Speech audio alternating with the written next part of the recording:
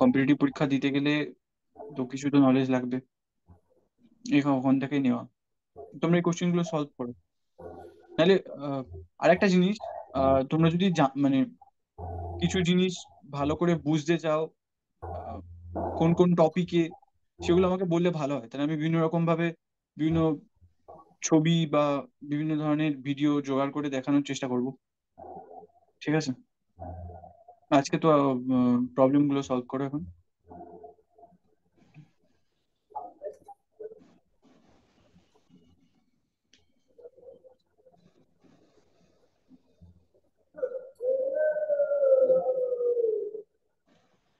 প্রত্যেকে কিন্তু question solve করবে, হ্যাঁ।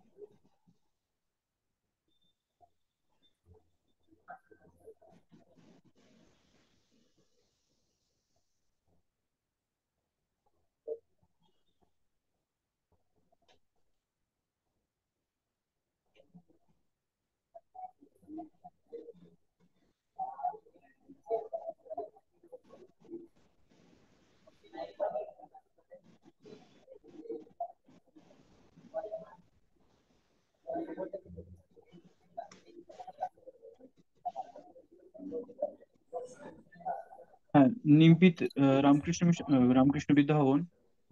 তোমরা এই কোশ্চেনটা সলভ করার চেষ্টা করো, হ্যাঁ। আমি তো তোমাদেরকে জিজ্ঞাসা করেছিলাম আগের দিন যে কি টপিকে পড়াতে হবে বা কি। এখন নিউটন মেকানিক্স থেকে বিভিন্ন ধরনের প্রবলেম গুলো আসে, প্রবলেম রিলেটেড আমরা বিভিন্ন রকম প্রবলেম সলভ করলে তোমাদের বাইরে কম্পিটিটিভ পরীক্ষা এগুলো করলেও মজাও লাগবে। ঠিক আছে, কোশ্চেন গুলো সলভ করার চেষ্টা করো। তোমরা তোমাদের ভিডিওটা অন করো, নিমপিত।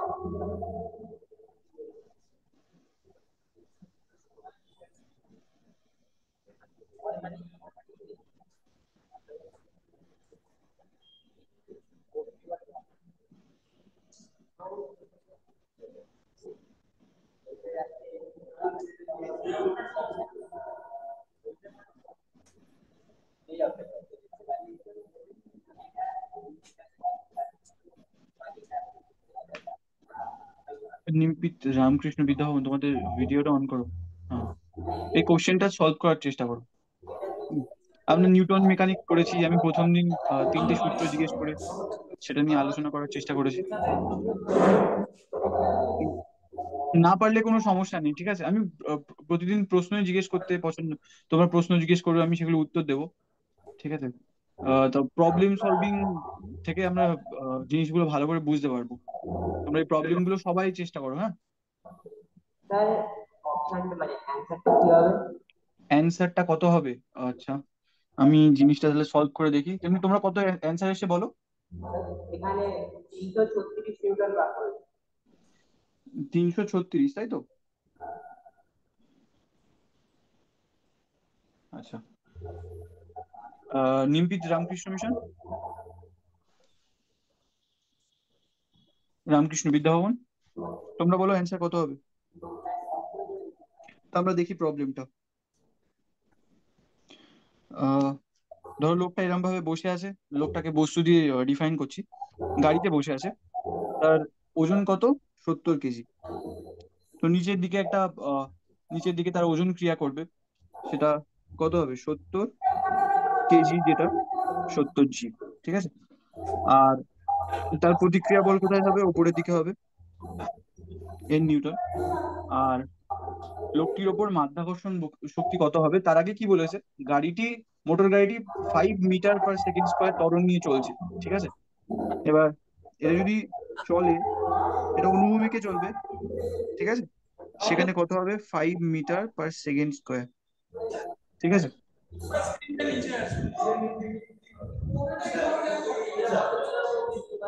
ঠিক আছে। হুম, তো দেখো লোকটি, উম, আগে প্রশ্নটা ভালো করে বুঝেছো তোমরা সবাই? প্রশ্নটা কি বলেছে ভালো করে বুঝেছো? তুমি গাড়িতে বসে আছো, এরকম চেয়ারে বসে থাকো তো। তো গাড়িতে যখন বসে থাকো তখন তোমার ওজন নিচের দিকে ক্রিয়া করে, সেটা নিচের দিকে হয়। আর তার জন্য তুমি যে বলটা পাও সেটা হলো গিয়ে এন, যেটাকে প্রতিক্রিয়া বল বলে।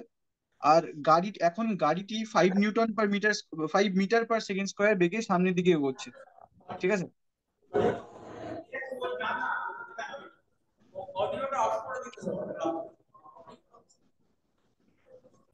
কিছু বলছো? আচ্ছা, ঠিক আছে। তো লোকটি কিভাবে, লোকটির ওপর কত বল প্রযুক্ত, মানে মাধ্যাকর্ষণ বল কত হবে, তুমি কি করে বুঝবে এটা? ঠিক আছে। লোকটি কোন, আগের দিন আমরা লিফটে বিভিন্ন প্রবলেম গুলো সলভ করে আমরা কি জানতে পেরেছিলাম, যে আমরা কোন বলটা অনুভব করতে পারি, যেটা প্রতিক্রিয়া বল। নিউটনের থার্ড ল অনুযায়ী তোমরা পড়েছিলে যে আমরা যদি কোনো ক্রিয়া দিই তার বিপরীত প্রতিক্রিয়া আসবে। ঠিক আছে। তা লোকটা যখন বসে থাকবে, যদি সিটেই বসে থাকো, তুমি ভালো করে দেখবে যে প্রতিক্রিয়া বলটা তোমার উপরের দিকে, তাই জন্য তুমি ওজন অনুভব করছো, তাই তো? তাই বলটি হলো গিয়ে এই বরাবর লোকটার উপর প্রতিক্রিয়া হিসেবে পড়বে, আর এই বলটা অনুভব করবে। তো এই বলটা ক্যালকুলেট করতে হবে, ঠিক আছে, তোমাদেরকে। তো এখান থেকে দেখতেই পাচ্ছ N=mg, যেটা তুমি এখানে 70 জি। আর বস্তুর ওপর এই দিকে বল কত, সেটা যদি এফ হিসাবে লিখি, আহ ধর এটা এফ প্রাইম লিখি, সুবিধা হবে। F prime equals to mass into acceleration, সেটা কত, মাস কত 70 × 5, এত নিউটন। ঠিক আছে, নিউটন। এবার কি হবে, এবার বল দুটোর লব্ধি বরাবর প্রতিক্রিয়া বল পাবে, তাই তো? তাহলে সেটা কত হবে, আমরা যদি হিসাব করি, তাহলে লব্ধি বল সেটাই হলো গিয়ে বস্তুর ওপর, মানে লোকটির ওপর মোট মাধ্যাকর্ষণ বল। ঠিক আছে, সেটা লব্ধি বল হিসেবে ক্রিয়া হবে। সেই লব্ধি বলটা কত হবে, তাহলে লব্ধি বল যদি লিখি, লব্ধি বল, লব্ধি বল তো তোমরা জানো কিভাবে ক্যালকুলেট করতে হয়। ঠিক আছে, 70 × জি তার হোল স্কোয়ার প্লাস 70 × 5 তার হোল স্কোয়ার। ঠিক আছে। দেখো 70 স্কোয়ার দুটোতেই কমন আছে, তুমি এটাকে কমন নিয়ে নিতে পারো। G square plus 5 square. এখন এই জি স্কোয়ার 9.8 এখানে দিয়ে দিয়েছে, তোমরা ক্যালকুলেটর ইউজ করতে পারো। ঠিক আছে, 79.8 তার হোল স্কোয়ার প্লাস 25। এটা ক্যালকুলেট করে আমাকে একটু বলো কত, কত নিউটন হয়। ঠিক আছে, সে যদি 336 হয় তাহলে ওটা ঠিক। হুম, অঙ্কটা বুঝতে পারলে? তুমি যদি গাড়িতে যাও, যে প্রতিক্রিয়া বলটা পাবে, সেটা কোন দিকে হবে? ঠিক আছে।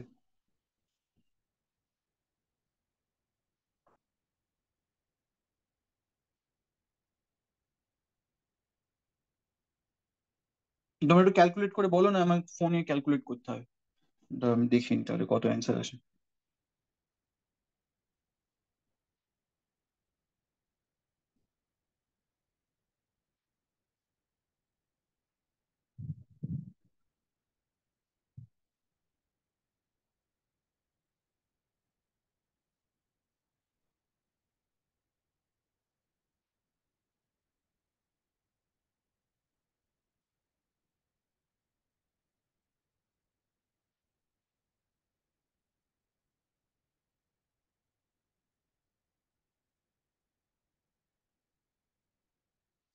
770 এরকম আসছে।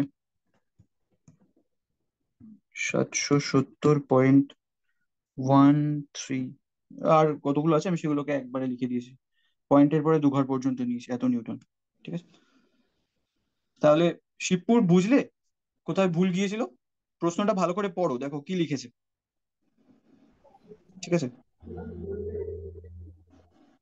তোমাদের কি কোনো কোনো জায়গায় কোনো প্রশ্ন আছে? প্রশ্ন করতে পারো কিন্তু।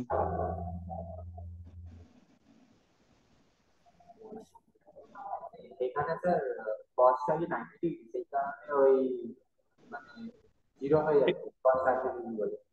আহ, একবার একটু জোরে বলো। বলছি এখানে থিটার মানটা 90 ডিগ্রি বলে কস 90 ডিগ্রি যেটা হচ্ছে জিরো হয়ে যাচ্ছে। ও আচ্ছা আচ্ছা, তুমি ওইটা জিজ্ঞেস করছো, আচ্ছা। আচ্ছা দেখো, যদি তোমরা ভেক্টর পড়েছো, তো ভেক্টর পড়েছো, তো সেখানে যদি, যদি ধরো এ ভেক্টর থাকে, আর এটা যদি থিটা হয়, তাহলে এটা কি হয়? এই ভেক্টরের মান এই বরাবর, এ কস থিটা, এ সাইন থিটা, তাই তো? হ্যাঁ হ্যাঁ। এবার তোমরা কি জানো ত্রিভুজের সূত্র অনুযায়ী? যে এ কস থিটা, এ সাইন থিটা, এই দুটোকে যোগ করলে এ পাবে, তাই তো? হ্যাঁ হ্যাঁ। তো তোমরা যদি এটা ত্রিভুজের ল অ্যাপ্লাই করে দেখো, তো এটা আসবে এ সমান সমান, ঠিক আছে, root over of A square sine theta square, ঠিক আছে, ভালো করে দেখবে এটা, হ্যাঁ, plus A square cos square theta plus two, এদের দুটোর মধ্যে অ্যাঙ্গেল কত? হ্যাঁ 90 ডিগ্রি। তো কজ 90 ভ্যালু 0, তাহলে এই পোর্শনটা থাকবে না, তো এটা আসবে এ।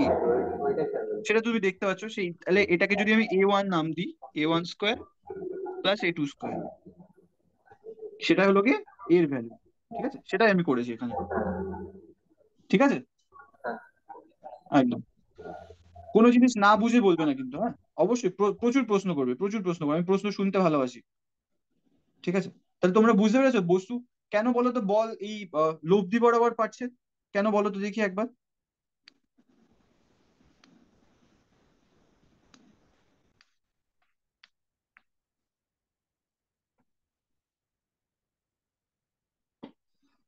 এই লব্ধি বরাবর বলটা পাচ্ছে কেন বলো তো দেখি কেউ?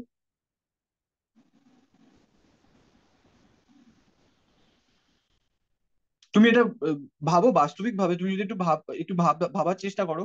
তুমি যখন এক জায়গায় বসে আছো, ঠিক আছে, তখন কি হয়? তখন শুধু প্রতিক্রিয়া বল ওপরের দিকেই থাকে। এখন তুমি যদি সামনের দিকেও এগো, যদি সেখানে যদি ত্বরণ থাকে, তাহলে তার জন্য যে ফোর্সটা পাবে, ঠিক আছে, তাহলে দুটো ফোর্স নিশ্চয়ই অ্যাড অ্যাড হবে। কিন্তু দেখো দুটো কিন্তু, তুমি দেখো ত্রিভুজের যদি ট্রায়াঙ্গেল ল দেখো, দুটো ভেক্টরকে অ্যাড করবে কি করে এখানে? অ্যাড করতে গেলে তোমাকে এইভাবে আনতে হবে, এই যে এন যে বলটা ছিল সেটা এখানে আনতে হবে, এই এন। আর এটা হলো কি সেই 5 metre per second square into ওই ওর মাস যেটা রয়েছে, মানে ওজন। আর এই এটা হলো গিয়ে বস্তুর লব্ধি বল। তাহলে এই দুটো ভেক্টরকে তুমি যদি অ্যাড করে দাও, তাহলে টোটাল মোট লব্ধি বল কত হবে? সেটা হবে এইটা, সেটাকে এইভাবে পেয়ে যাবে, ঠিক আছে। আর কোনো কনফিউশন? নিমপিত রামকৃষ্ণ বিদ্যাভবন তোমরা বুঝেছো? নিমপিত রামকৃষ্ণ বিদ্যাভবন, কোশ্চেন থাকলে বলো।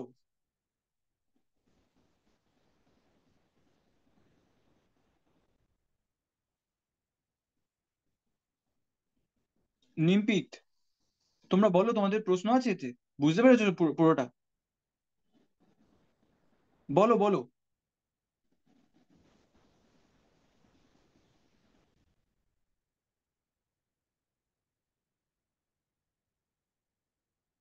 দেখো দেখো প্রশ্ন থাকবে। আমরা সব, অনেকে অনেক কিছু জানি, অনেকে কম জানি, অনেকে বেশি জানি। দেখবে যখন শিখতে, সবচেয়ে বড় জিনিস হলো শেখা।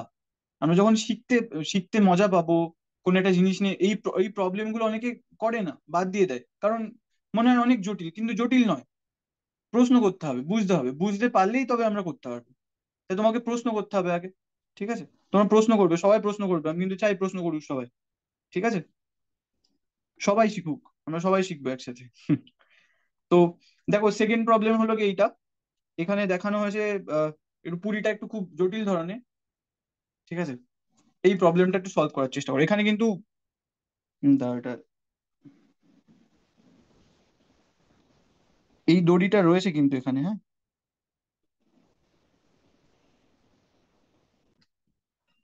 এই প্রবলেমটা সলভ করো।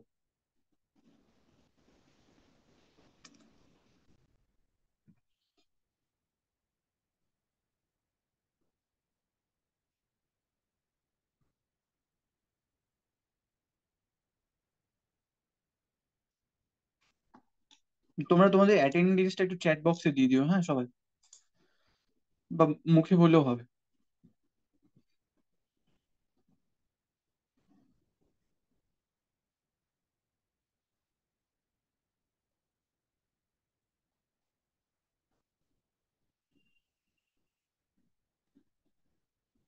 এই প্রশ্নটা কিন্তু খুব ইন্টারেস্টিং কোশ্চেন, ভালো করে ভাবো।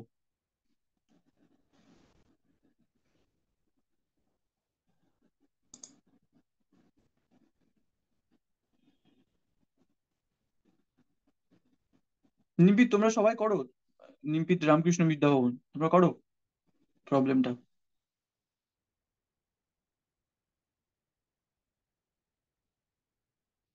বুঝতে অসুবিধা হলে প্রশ্ন করো, স্যার কোশ্চেনটা বুঝতে পারিনি, কি বলতে চাইছে, বা এটা এই জিনিসটা কিরকম, এই প্রশ্নটা আমরা কোনোদিন করিনি, বলো তোমরা সেটা খোলাখুলি বলো।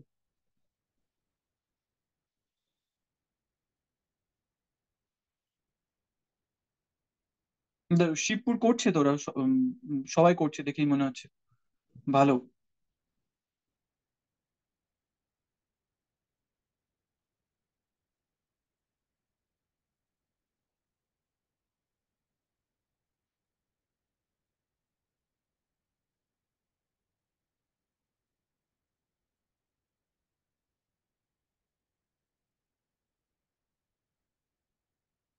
আমার এমসিকিউ অ্যান্সার গুলো দেখা হয়নি, কারণ আমি কোশ্চেন গুলো সলভ দেখা হয়নি। আমি পরের দিন থেকে এমসিকিউ টাইপের দেবো, কোশ্চেন থাকবে, তাতে অ্যান্সার থাকবে।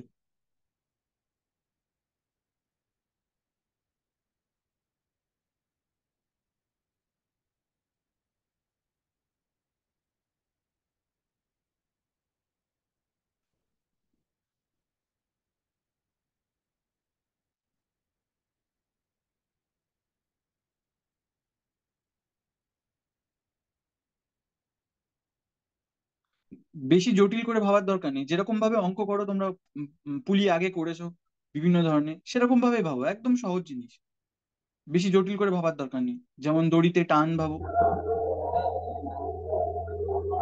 কিছু শোনা। হ্যাঁ স্যার বলো। কোনটা ঠিক আছে? কত কত? m2g minus p is equal to m2a। বলো একবার, একবার একবার আস্তে আস্তে একটু।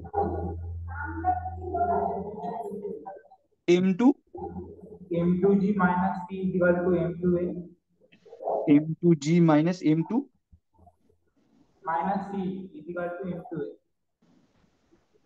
M2A, এইটা। কি তো স্যার p টি টি, আচ্ছা আচ্ছা, টান টান টান টান টান, টি টি টি। আচ্ছা আচ্ছা, ঠিক আছে, ঠিক আছে, বুঝতে পেরেছি। p minus m1g is equal to m1। ঠিক আছে। হ্যাঁ আচ্ছা, এটা কি ঠিক? আচ্ছা, এটা প্রথম ইকুয়েশন, আরেকটা ইকুয়েশন বার করতে হবে তো, নাহলে আমি এই টানটা কি করে জানবো, এই টানটা তো জানি না, এটাও জানি না, এটা বার করতে হবে আমাকে, এটা বার করতে দিয়েছে। স্যার আরেকটা p minus m1g is equal to m1। আরেকটা কি?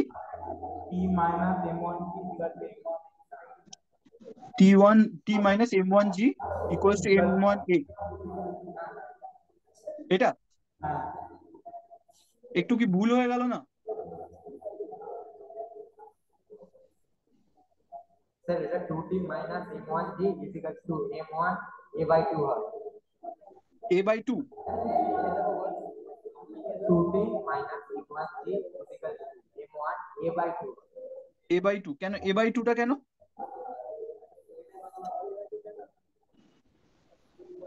কারণ এখানে স্যার 2t কে মানে এটা কি এটা যে ত্বরণের নিচের দিকে নামবে, এটা কি সে ত্বরণের উপরের দিকে উঠবে না?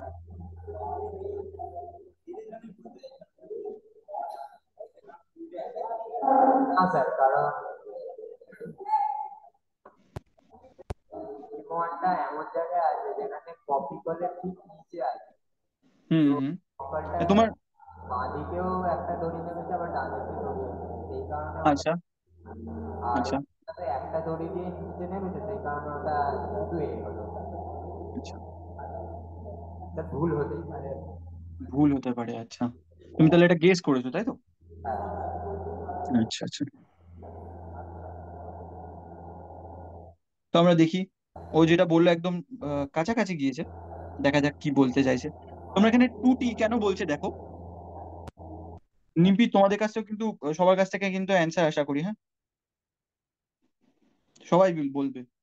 দেখো 2t কেন, কারণ দুপাশে দুটো দড়ির টান আছে, দুদিকে দড়ি আছে, এইখানে এই পাশে একটা দড়ি আছে, এই পাশে একটা দড়ি আছে, তাহলে 2t হবে, ওপরের দিকে বল। আর বস্তুর নিচের দিকে একটা ওজন রয়েছে, সেটা কত? সেটা হলো m1g। ঠিক আছে। আর এটার ক্ষেত্রে m2g। ঠিক আছে। তো প্রথম এই এর জন্য যে ইকুয়েশনটা আসবে, এটা একটু ভুল হয়ে গেছে। হুম। প্রথম ইকুয়েশনটা ঠিকই বলেছে। ঠিক আছে। যদি এ অ্যাক্সেলারেশন নিয়ে নিচে নামে, তাহলে এ কত অ্যাক্সেলারেশন নিয়ে উপরের দিকে উঠবে? ঠিক আছে। কি করে বার করি আমরা দেখি।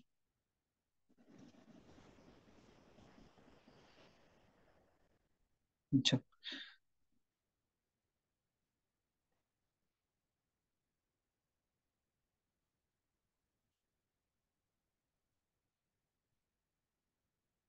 এক্ষেত্রে কি হতো যদি বস্তু দুটোর ওজন আলাদা হতো? দুটো একই অ্যাক্সেলারেশন নিয়ে উপরের দিকে একজন উপরের দিকে উঠতো আর একজন নিচের দিকে নামতো, যার ওজনের যেরকম ডিফারেন্স হবে, m1 m2, যে যত বড় হবে। ঠিক আছে।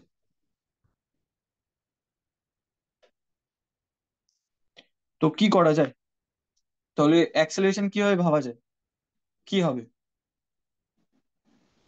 আচ্ছা দেখো তো ভালো করে, এই দড়িটা তো একই লেন্থে আছে, এ কখনো সরবে না, কিন্তু এ দড়ি ছোট বড় হবে, এটা এখান থেকে ছোট হবে। ঠিক। আবার এটা ফিক্সড আছে। বুঝতে পারছো আমি কি বলছি? দেখো এই যে দড়িটা এখান থেকে এই পর্যন্ত যেটা নেমেছে, এইখান থেকে এই এই লেন্থটার কথা ভাবো। হুম। এই লেন্থটার কথা ভাবো, এইখান থেকে এইখানে তো এইটা পুরো একই রকম আছে, এটা কখনো চেঞ্জ হবে না। ঠিক আছে। এই দড়িটা কমবে বাড়বে, এই যে হাইটটা রয়েছে এখান থেকে এর যে হাইটটা রয়েছে, এই যে যেখান এইখান থেকে এটা, ধরো এটা x1 ধরি, এটা তো ফিক্সড, এটা ফিক্সড আছে, এটা এটা ফিক্সড আছে, এটা x2 যদি হয়, তো এই x1টা তো চেঞ্জ হবে, হবে তো? তোমরা এই জিনিসটা একটু করবে, এই ধরনের প্রবলেম গুলো একটু ভাবতে হয়। কেন আমি তোমাদের করাচ্ছি, সুবিধা হবে, পরে এগুলো মনে রাখবে পরীক্ষা আসলে, এগুলো তো আর তখন করে দেখতে হবে না। তো দেখো কি করে বার করতে হয়। আমরা জানি যে এখানে বলে দিয়েছে দেখো, কপি কল, এখানে সুতোর কথাটা বলে দিদি, সুতোটা হলো গিয়ে খুব শূন্য মাসের হয়, শূন্য ওজনের হয়, সেটা কি ওজনবিহীন। কপি কল গুলো বলে দিয়েছে এই সুতো কিন্তু ওজনবিহীন, সুতোর কিন্তু ওজন নেই। ঠিক আছে। আর একটা জিনিস যেটা, এই সুতো কিন্তু টানলে বড় হবে না, সুতো সুতো সুতো একই রকম থাকবে। তো সেটা দেখি আমরা কি করে বার করতে পারি। তো যদি আমরা এই জিনিসটাকে এখান থেকে এইটুকু যদি আমরা মানে একটা এই x2 ধরে নিই, তুমি দেখো এখান থেকে এইটা x2 হবে, এই পর্যন্ত জিরো দূরত্বটা, এটা x2 হবে, x1 হবে এটা, এটা x1। এই যে এইখান থেকে যে দড়িটা নিচের দিকে নেমেছে, দেখতে পাচ্ছ তো তোমরা? আর এইখান থেকে যে যে দড়িটা গিয়েছে, ঠিক আছে, এটা কত হবে? এটাও x2 হবে। আর এইখানে যে যে দড়িটা আছে, এটা তো কখনো পরিবর্তন হবে না, না? ভালো করে দেখছো তো আমি যেটা বলছি? এইখানে যে দড়িটা আছে এটা তো কোনো পরিবর্তন হবে না। এটা তোমার হলো গিয়ে যদি এর ব্যাসার্ধ যদি আর ধরি, তাহলে এটা কত হবে? তোমরা কিছু বুঝতে পারছো আমি আমি কেন এটা করছি? তুমি বুঝতে এক্ষুনি বুঝতে পেরে যাবে। এটা যদি আর ব্যাসার্ধের হয়, তোমরা তো পড়েছো যে আর ব্যাসার্ধের হলে এইখান থেকে বৃত্তচাপ কত হবে, হাফ বৃত্তচাপ যদি নিই আমরা, সেটা কত হয়? টোটাল হলে 2 পাই আর হয়। আর যদি হাফ হয় কত হবে? পাই আর হবে। ঠিক আছে। এই আরটা কিন্তু কনস্ট্যান্ট, পুলি কিন্তু এই পুলির এই বৃত্তটা কমছে বাড়ছে না। আর এখানেও সেম ব্যাসার্ধের একটা নিয়েছি, এগুলো মনে এগুলো এগুলো করতে হয় এই প্রবলেম গুলো সলভ করার জন্য, খুব ইন্টারেস্টিং প্রবলেম। ঠিক আছে। এই দড়িটার লেন্থটা নিয়ে নিয়েছি, সেটা x2। হ্যাঁ এই এটা x1, সরি সরি সরি, এটা x1। এটা এইটুকুনি দড়ির দৈর্ঘ্য নিয়ে নিয়েছি, সেটা হলো 5r। এটাও একই একই মানে একই মানে একই ব্যাসার্ধের নিয়েছি, সেটাও 5r। আর এই যে লেন্থটা এখান থেকে এতটা যেটা এসছে, ধরো এটা, এটাকে আর একটা x3 নাম দিচ্ছি। ঠিক আছে। x3। ঠিক আছে। সমান সমান কত? একটা লেন্থ যেটা কিনা কনস্ট্যান্ট, মানে ধ্রুবক, ধ্রুবক। ঠিক আছে, এবার দেখো কত সুন্দর ইন্টারেস্টিং জিনিস। এখানে কোনটা কোনটা ধ্রুবক আছে, x2টা ধ্রুবক আছে। কালির একটু পরিবর্তন হয়ে গিয়েছে।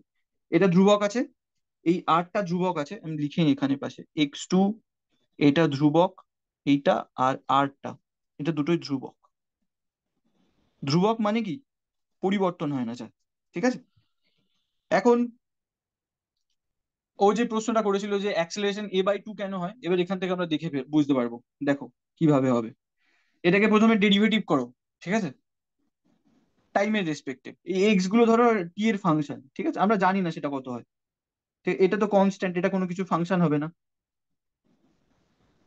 এটা ফাংশন অফ টি হবে, এটা ফাংশন অফ টি হবে, যেটাকে x3 এটার নাম দিয়েছি। ঠিক আছে, তাহলে এটাকে যদি টি এর রেসপেক্টে ডেরিভেটিভ করো তাহলে কি হবে দেখো। প্রথমবার ডেরিভেটিভ করলে এইটা যেহেতু ধ্রুবক রয়েছে সেটা কি হবে, জিরো হয়ে যাবে, এটা জিরো। এটা ডেরিভেটিভ করলে কি হবে, ডি ডিটি। এরকম ভাবে করেছো তো তোমরা, ডেরিভেটিভ শিখেছো তো? শিবপুর, নিমপিত, তোমরা ডেরিভেটিভ শিখেছো?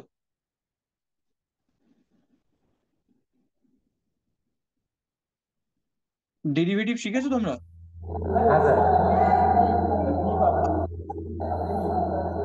আচ্ছা আচ্ছা, দেখো প্রথমবার ডেরিভেটিভ করলে এটা গেল, এটাও দেখো x1 আছে, এটারও হবে। এটা 2x1 করে নি, ঠিক আছে, এটা বারবার, প্রথমটা জিরো, তারপর এটা two D of x1 DT. ঠিক আছে, তারপর এটা জিরো, তারপর এটাও জিরো, এগুলো তো কনস্ট্যান্ট ধ্রুবক বলে দিয়েছি, আর x2, x2টাও ধ্রুবক, আরটাও ধ্রুবক। ঠিক আছে, তারপর x3 আছে, তো সেটা হবে কি d of x3 dt equals to zero.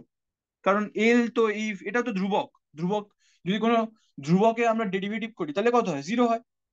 এটাকে আমরা আবার একবার ডেরিভেটিভ করে নিই, দেখি কি হয়। তাহলে two dx one dt two plus d two dx three, double derivative নাম শুনেছো তো, আর একবার ডেরিভেটিভ করে দেবো, তো এটা আসে। এইবার ভালো করে দেখো তো, চেনো তো এই dx1 কি বলে, যে এটার এই এই এই পয়েন্ট থেকে এটার দূরত্ব কত হবে। ঠিক আছে, সেটা সময়ের সাথে পরিবর্তন, সেটা কি ত্বরণ, তাই তো? শিবপুর কি বলো, ঠিক বলছি? শিবপুর, কোন একটা বস্তুর যদি, কোন একটা বস্তুর যদি মূল বিন্দু থেকে তার দূরত্ব যদি xt হয়, তার ত্বরণ কত হবে, d2x dt2, তাই তো? পড়েছিলে এটা? তাহলে দেখো তোমরা ঠিক বলেছো কি ভুল বলেছো, দেখো এবার হিসাব করে নাও। তাহলে এটা যদি আমি m1 কে যদি a1 লিখি, প্লাস x3টাকে যদি এইটা যদি m2, যেহেতু টু দিয়ে লিখেছি এখানে, তাহলে কত হবে, a2 ইকুয়ালস টু জিরো। তাহলে দেখো ও যে যে কথাটা বলেছিল সেটা ঠিক না ভুল, দেখো বিচার হয়ে গেল। তাহলে যদি a2 সমান সমান মাইনাস অফ টু a1, বেরিয়ে গেল, পেলে? আজকে একটা নতুন জিনিস করলে, এই জন্য প্রবলেম করতে হয় কেন, এর অ্যাক্সেলারেশন হাফ হয়ে গেল। এবার বুঝতে পারছো যে দুপাশে দুটো দড়ি রয়েছে, ও ঠিকই বলেছে কিন্তু বুঝতে পারছিল না। এটা আমরা ম্যাথামেটিক্যালি প্রুফ করলাম। ঠিক আছে, এটা মাথায় রাখবে সবাই। যদি এরকম দুটো দুদিকে টান থাকে তাহলে তার অ্যাক্সেলারেশন হাফ হয়ে যাবে। ঠিক আছে, মাথায় থাকবে এটা সবার।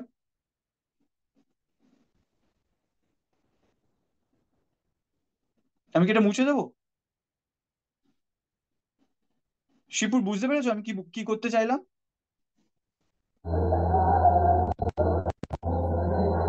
শিপুর,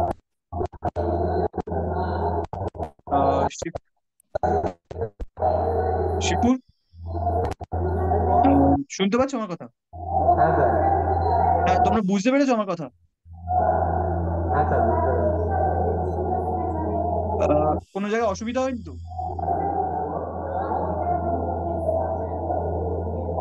দেখো প্রবলেম থাকলে বলো, সবাই বলো কোন জায়গাটায় সমস্যা হচ্ছে। দেখো কোনো একটা বস্তুর, আচ্ছা ঠিক আছে আমি এটা একটু দেখি ক্লিয়ার করে দিই।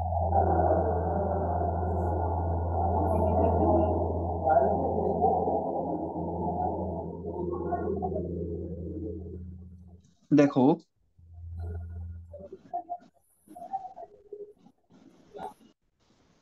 কোন একটা বস্তু যদি মূল বিন্দু থেকে দূরত্ব xt হয়, ঠিক আছে, আমরা প্রথম কি পাই? এই বস্তুর ভেলোসিটি কত, বেগ কত? বেগ সমান সমান হলো কি dx dt।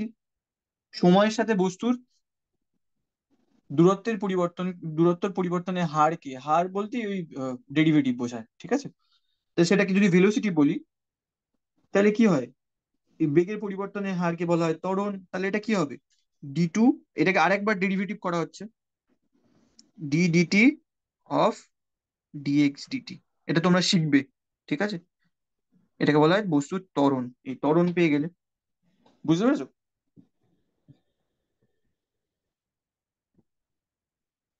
ঠিক আছে, তাহলে আমরা এই কোশ্চেনটা সলভ করে ফেলি। তোমরা এই জায়গাটা বুঝতে পেরেছো তো, কেন হাফ হচ্ছে? এই এই এই m1 এর জন্য হাফ হয়ে যাচ্ছে ত্বরণ, ঠিক আছে। এটা মাথায় রাখবে, ঠিক আছে। এটা দ্বিতীয়বার কোনদিন প্রবলেম সলভ করতে হবে না, কিন্তু এই জিনিসটা কেন হয়েছে সেটা তো বুঝতে হবে কিন্তু, ঠিক আছে। ও কিন্তু ঠিকই বলেছে, ও বুঝে বলেছে কি না বুঝে বলেছে আমি জানি না, কিন্তু ঠিক বলেছে। স্যার একটু ডিস্টার্ব করছি, আমি এই পরের ক্লাসটার জন্য কিন্তু বসে আছি, ঠিক আছে? আপনার হলে আমাকে একবার জাস্ট ইনফর্ম করবেন। ও আচ্ছা আচ্ছা, কটা থেকে? আমাদের তো 12টা 10 থেকে আমাকে বলা ছিল। ও আচ্ছা আচ্ছা, ঠিক আছে, আমি আর 3 মিনিট, আমি 12টা 20 শেষ করে দিচ্ছি। হুম। যে তা আপনি এই প্রবলেমটা দেখেছো? তাহলে এই এই দুটো ইকুয়েশন তোমরা সলভ করতে পারবে, আশা করি সলভ করে এর অ্যান্সারটা বার করে নেবে, ঠিক আছে। প্রবলেম গুলো প্রত্যেকে প্রত্যেকে করবে, ঠিক আছে। এখানে টি এর ভ্যালু, এখান থেকে টি এর ভ্যালু এখানে সাবস্টিটিউট করবে, করে এখান থেকে অ্যাক্সেলারেশন বার করে নেবে, অ্যাক্সেলারেশন সমান সমান কত, ঠিক আছে। আর নেক্সট দিন কি পড়বো শিবপুর একবার বলো, বা নিমপিত বলো। নেক্সট দিন আমরা আমরা যদি পড়তে মানে নর্মালি ক্লাস নিতে চাই তো ক্লাস নিতে চাই, ঠিক আছে, পারি, কোনো অসুবিধা নেই। বা প্রবলেম সলভ করতে পারি আমরা, এমসিকিউ বেসডও করতে পারি। তোমরা একবার বলো। পরদিন স্যার আপনি এরকমই এমসিকিউ ভিত্তিক কোশ্চেন দেবেন, সলভ করতে পারলে করবো, নাহলে অসুবিধা হলে আপনাকে বলবো। আচ্ছা ঠিক আছে, তাহলে এমসিকিউ এমসিকিউ ভিত্তিক, তাই তো? আচ্ছা ঠিক আছে।